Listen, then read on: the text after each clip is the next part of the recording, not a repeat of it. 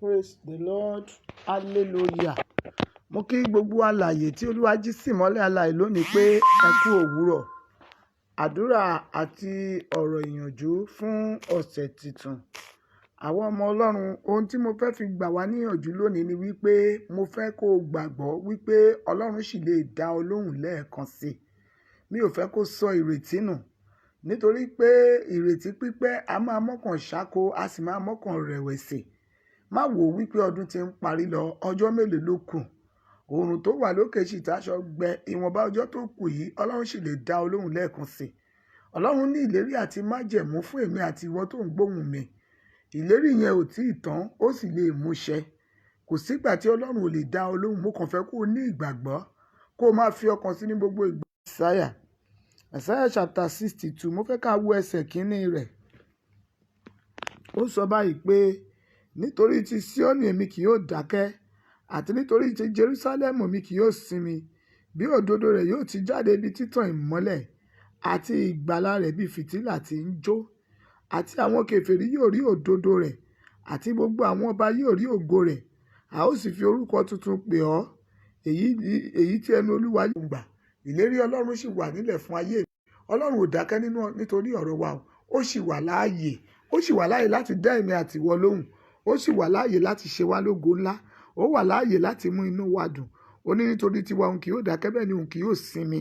Ó ní títí òdodo wa yóò fi jẹ jáde bí fìtílà òwúrọ̀, bí ìmọ́lẹ̀ tí ń tàn.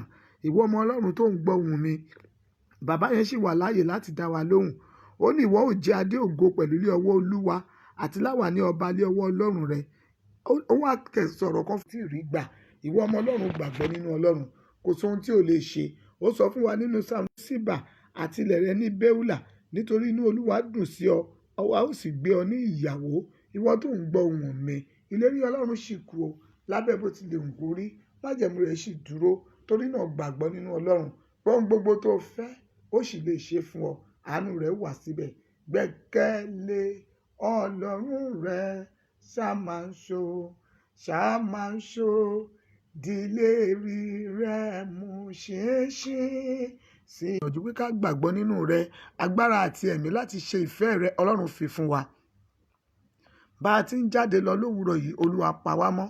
Àti ìjáde àti ìwọlé wa, Olúwa fi àánú sí. A ti gbàgbọ́ nínú rẹ̀ Ọlọ́run, gbogbo tá a fẹ́ ó sì lè ṣe fún wa. Ó sì ti bá wa dá májẹ̀mú, ìlérí rẹ̀ sì wà síbẹ̀. Ọlọ́run nínú májẹ̀mú rẹ̀, ó yá wá mú ìṣẹ́nu ayé wa. Bá a ti ń lọ nínú ìrìn àjò ọ̀sẹ̀ yìí, ìwọ tó gbọ́ ohùn àdúrà yìí, kò ní sí ìdààmú lọ́nà rẹ. O ò ní farapa, o ò ní rí ìdààmú. Ààbò Ọlọ́run máa wà lórí rẹ. Ọlọ́run májẹ̀mú máa pa ọ́ mọ́. Bó o ti ń jáde ní àlàáfíà, bẹ́ẹ̀ ló máa wọlé lálàáfíà o. Ó di agbára ní Olúwa máa mọ yí ọ ká. Ọ̀mbrẹ́là ààbò Ọlọ́run kò ní ká lórí èmi àti wọ. Àánú Ọlọ́run kò ní kọ Jésù. Bẹ́ẹ̀ ti ṣe finú ṣoyún, ẹ ó fẹ̀yìn pọ́nmọ. Gbogbo aboyún ayé kò ní sí ìdágìrì lọ́nà yín. Ẹ ò ní ní ìfarapa o. Lórúkọ Jésù, ẹ̀mí mọ́ yóò pa yín mọ́. Ààbò Ọlọ́run yóò dájú. Àánú rẹ̀ ò ní dákẹ́. Lórúkọ Jésù, nítorí ayé rẹ̀ Ọlọ́run kì yóò dákẹ́. Ẹ̀mí mímọ́ yóò máa pa wá mọ́. Bíbélì sọ fún wa, ó ní ẹni tí ń pa wá mọ́ kì í tòògbé, bẹ́ẹ̀ ni kì í sùn. Nítorí tiwọ Olúwa kì yóò sùn. Ẹ̀mí mímọ́ yóò ṣíji bò ọ́. Ìjáde rẹ àti ìwọlé rẹ nínú ọ̀sẹ̀ yìí, ìyanu ló máa já sí. O ò ní fara kó ogun o, bẹ́ẹ̀ lógun ò ní borí rẹ. Àwọn ọmọ ológo rẹ wọn ó ṣe rere. Àwọn ọmọ ológo mi wọn ó rí àánú gbà. Ìjáde mi àti ìwọ nínú ọ̀sẹ̀ yìí, lórúkọ Jésù, àánú ló máa já sí. Ààbò Ọlọ́run yóò dájú. Bíbélì ààbò rẹ̀ lórúkọ Jésù kó wà lórí èmi àti yín. A ó jáde kó wọlé, kò ní jẹ́ ìpín wa o. Bá a ti ń súnmọ́ ọdún tọ́dún súnmọ́ wa, gbogbo ìlérí Ọlọ́run nínú ayé wa lè tó kó ire. Ẹ lọ forí kó ire. Ibi ò ní jẹ́ ṣe kò ń gẹ yín. Ìdààmú ò ní tọ́ sí èmi àti wọ. Ààbò Ọlọ́run yóò dájú. Ìjáde àti ìwọlé wa nínú ọ̀sẹ̀ yìí, ọpẹ́ ló máa já sí. Ohun rere gbogbo tí a ti ń wọ̀nà fún, ó máa bọ́ sí. Àánú Ọlọ́run máa fọhùn. Ìlérí rẹ̀ máa ṣẹ mọ́ wa lára o. Ẹ jáde ní pípé, ẹ ó sì wọlé ní pípé. Gbogbo ẹ̀yin abiyamọ ayé nínú ọ̀sẹ̀ yìí ò ní sọkún o. O ò ní fara gbàrìwẹ́ ọmọ. Ibi olórí ọmọ kò ní tọ́ sí ọ. Ayé ò ní kí èmi àti wọ pẹ̀lẹ́ gbà. Àlàáfíà Ọlọ́run kó jọba. Bẹ́ẹ̀ lórí o. Gbogbo ẹ̀yin tẹ́ ń lọ ṣàtìpó nílẹ̀ òkèèrè, ẹ ó kéré wálé. Ẹ ò ní gbé sájò. Gbogbo ẹ̀yin youth corps ní gbogbo àgbáyé